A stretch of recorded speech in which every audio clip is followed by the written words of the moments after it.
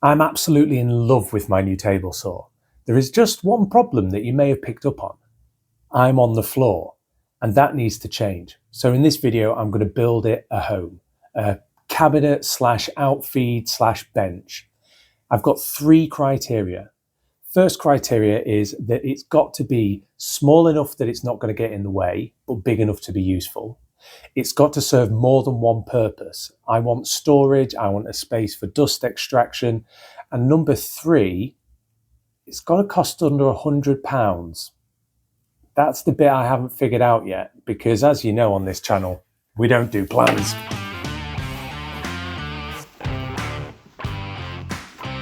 So first thing was first, I hopped in the van and headed to my local timber reclamation yard, where I picked up some sheathing ply because it was cheap, and I picked up some posts.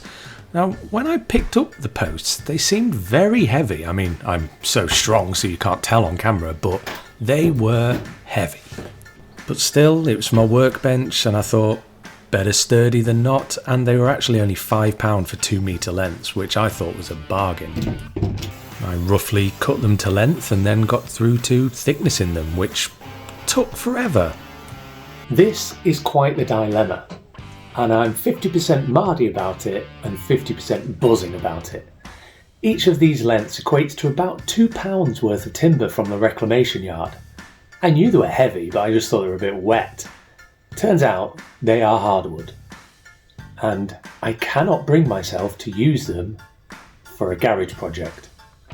I do, however, need a kitchen table soon, so I'm going to put these to the side. It's Sunday, reclamation yard shut, I'm going to have to pay B&Q prices. Just going to get some framing timber and make do with that. I'm going to take these off my allocated budget because they will be used in a different project and see what I have to spend at B&Q. So I went to B&Q and picked up some framing timber. It was straight-ish and fairly cheap. The other thing I'm bulking out this project with are these old door frames. I say that they're old, but we actually bought them for the house, stupidly sat on them by the time the returns policy had run out, and then decided to buy doors that were much thicker than the frame. So these have been sat in the corner of the garage. Now you'll notice that they are rebated already, and that's not going to be an issue because I've got a table saw. All I'm concentrating on here is cutting some stock a little bit oversized so that I can make adjustments later. The idea is the timber I got from B&Q will make up the legs, and these old door frames will make up any bracing for the project. I'm using the table saw to essentially cut that rebate part straight down the line, which is the beauty of having an accurate table saw, because this would have been impossible before. That essentially, out of one length of timber, gives me two pieces that I can use. The thicker part will support the top, which needs to be sturdy, and the thinner parts will be able to support the bottom, where it's just a shelf really. I mean, I've just said that as if I had any idea what I was doing at this point. I had a vision, if you like, but I hadn't taken any measurements at all other than I wanted it to be the right height. So I'm kind of just making more pieces than I need, in the hope that a bit of glue, nails and screws, it'll all come together and be a perfectly functioning table. Some parts of the table will need to be sturdier than other parts of the table. The absolute worst thing you can have for a workbench is any rocking, so I'm trying to use a few different techniques to prevent that. So instead of just having the cross beams nailed on or screwed on or glued on, I'm trying to use the structure of the wood. So here I'm testing out the sliding function of the table saw to cut a bit of a rebate that another piece of wood can slot into, then glue and screws, and it should be pretty bomb-proof. And I actually love this feature of the table saw with the sliding table, but it's not going to be usable in the table that I'm envisaging at this point. However, this table will allow me to use a crosscut sled in the future.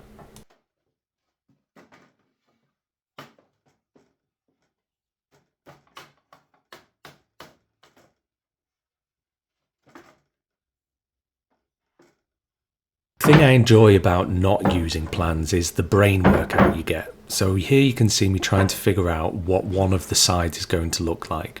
That's the timber I got from B&Q, and what I've just laid over the top is the reclaimed door frames.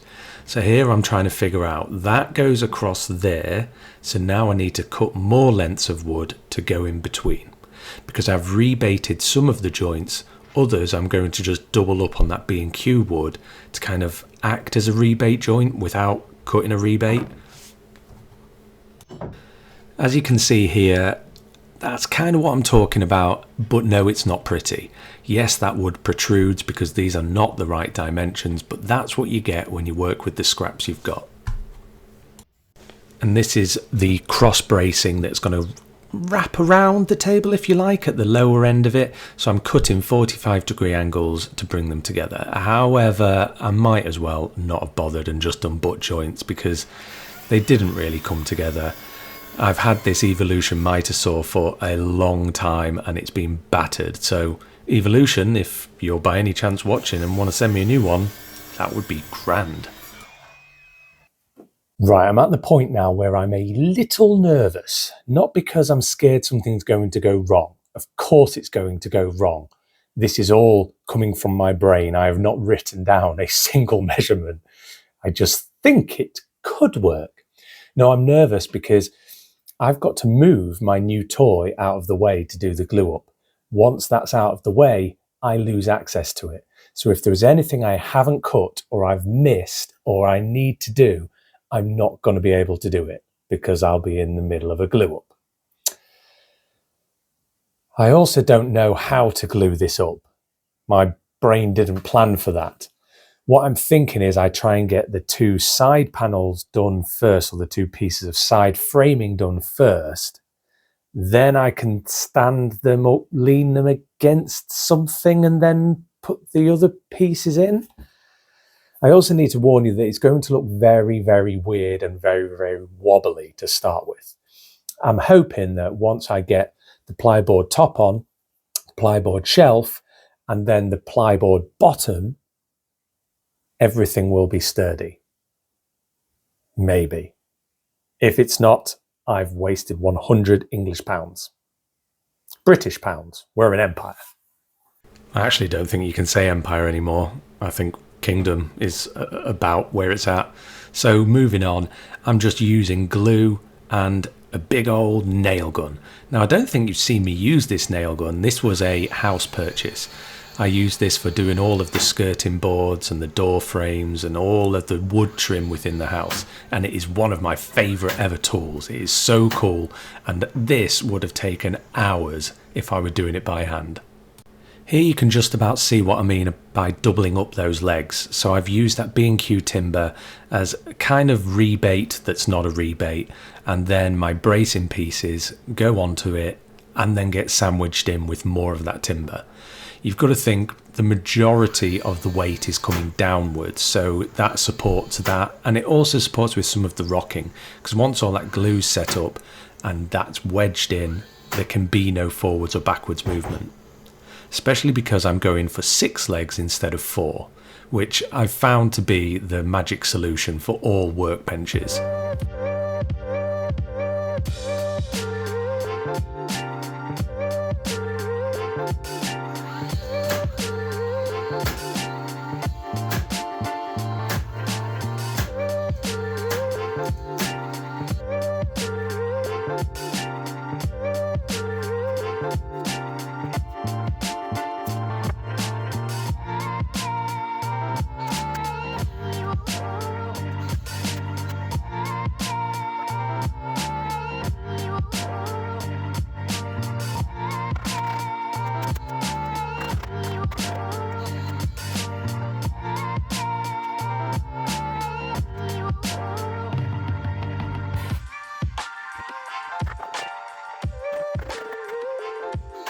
After a surprisingly easy and straightforward glue up, I could get to putting in some brace pieces. So here you can see this L-shaped wood is actually an offcut from one of those door frames, and I'm just putting this across so that when I lay the plyboard sheet on top of it, the bottom shelf if you like, it will have something to rest on so that you don't get bow in the middle if I put any heavy tools in there.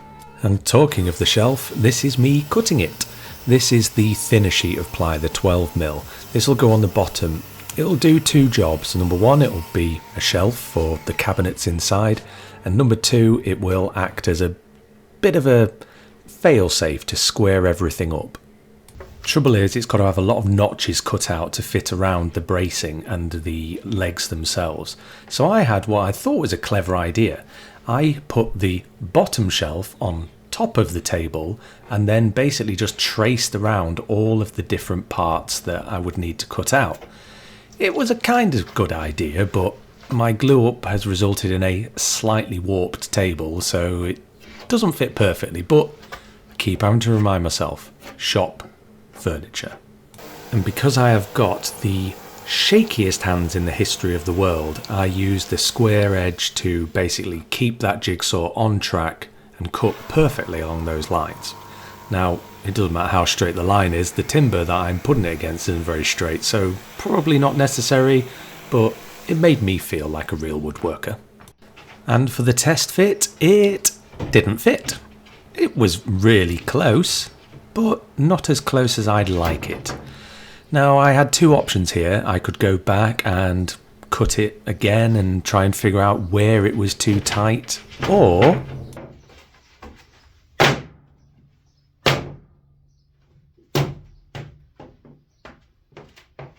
if you're building your own table, don't do that. It's the quickest way to wreck laminated ply and to ruin your project. So here I'm cutting out some notches that are going to act as a bracket for a shelf to sit on. This shelf has got to be pretty sturdy because that's what the table saw itself will be on.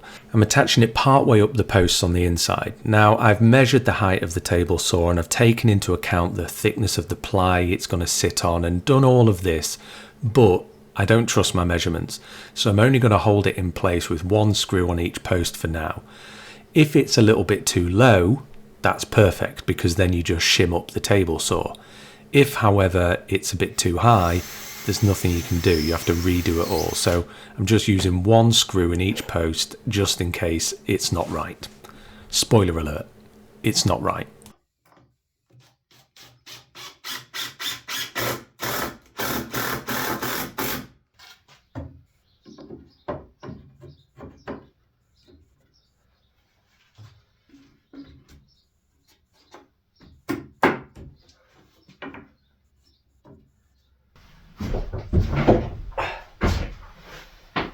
Okay, project update. I injured my foot in an unrelated accident, nothing to do with woodworking, which means I've been out of action for about 2 weeks. Unfortunately for me, I left the project in this state, and now I've come back to absolute chaos. I can't move, and I can't even remember where I was up to. All I know is that I am desperate to get this finished and tidy the garage. I don't think I've ever looked forward to tidying the garage. So I'm going to try and get this finished in the next few hours. But I'm a long way off. Fortunately for me, there are no more gluing elements in this project, so I could just crack on. So I cut a piece of ply to sit on the shelf that the table saw is going to sit on. I'm using the thicker ply here because it needs to be sturdy. She's a heavy beast. And it supports my weight, and I'm a heavy beast.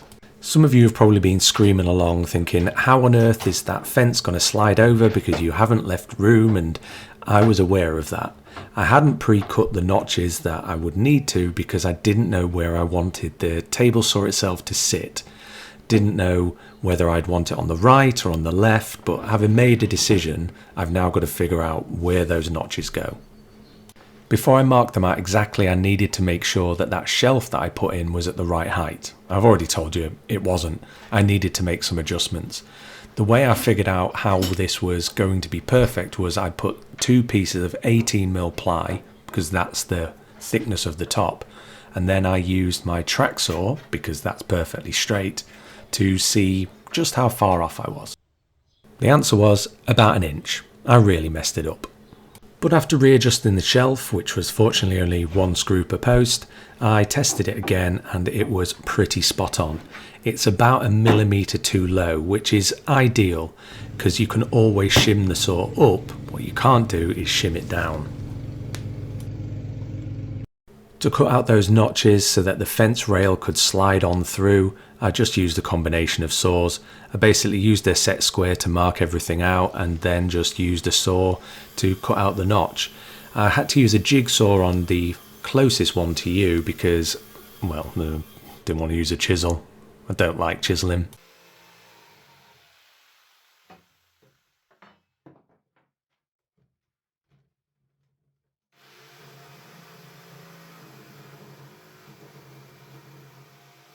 Now it was on to the top. For the top I'm using the thick 18mm ply. Again, this is sheathing ply, so it isn't the best quality, but it'll do for a workbench. I just used the track saw to cut out the void where the table saw itself will live in. And then I just had to finish it off with a Japanese pull saw, which is the best saw that you can buy, and I have never said otherwise. Now it looks like a big area around the saw that I've left free of wood. Now it does have to be there. With the way this sliding gauge or fence works, unfortunately you've got to be able to have room for it to fit in and to flip over, and you just can't do anything about that. However, this is supposed to be an outfeed, so I only really needed wood on the back end of it for the wood that you cut into feed out onto. Outfeed, that's why it's called that. So far through this project, every piece of ply has just been resting on the frame itself, just because I didn't trust myself, basically. So now it was a case of going and just screwing everything down.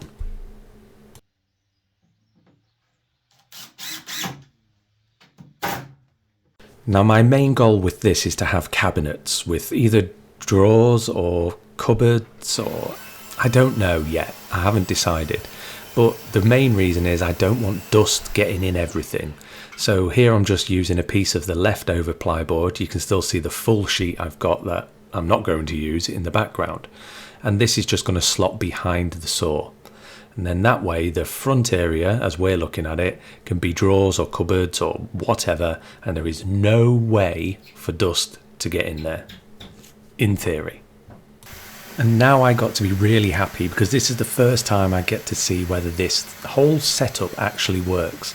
These are pieces of the leftover 18mm ply that I'm just going to use as dividers in that shelf area. It was as simple as cutting them down to the right width and then just cutting out a little notch so that it can fit into the framework itself. Of course, again, I used the absolute world's best saw, the Japanese pull saw, because it is far superior to Western saws. I've always said it, and I stick to it.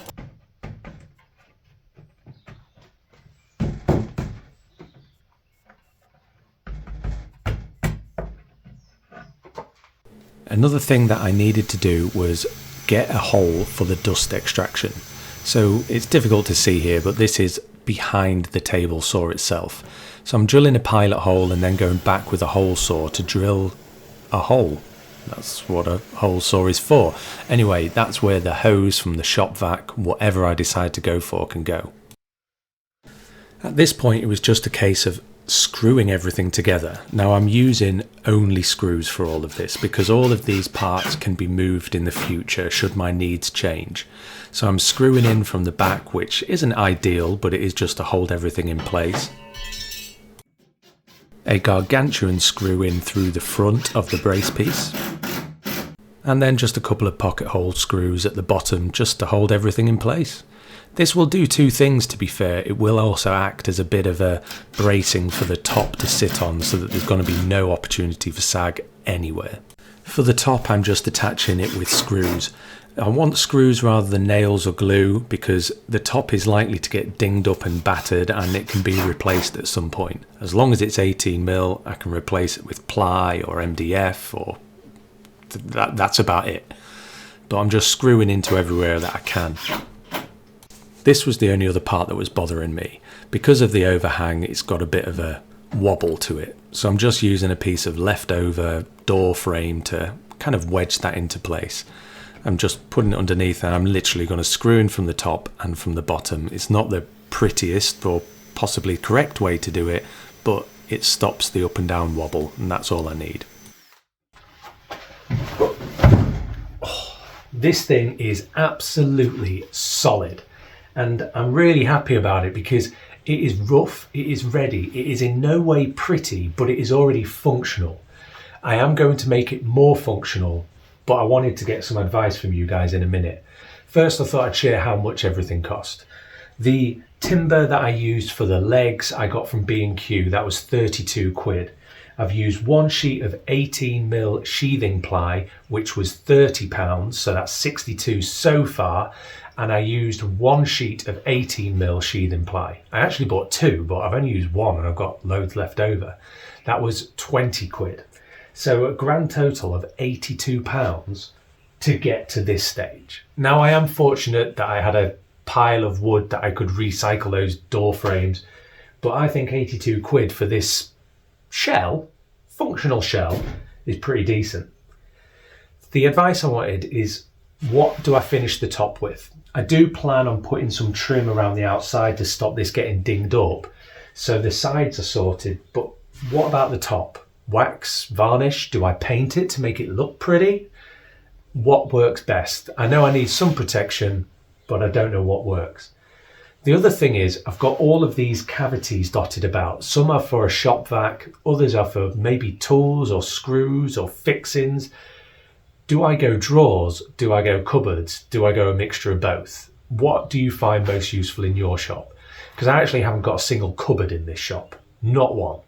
Couple of drawers. Other than that, I've got open spaces where I throw things, all of the sawdust gets in, and I hate cleaning them out. So please let me know your advice. What should I do with this shell next to make it, as YouTube would call it, the ultimate outfeed table thumbnail? Thank you for watching. I'll see you later.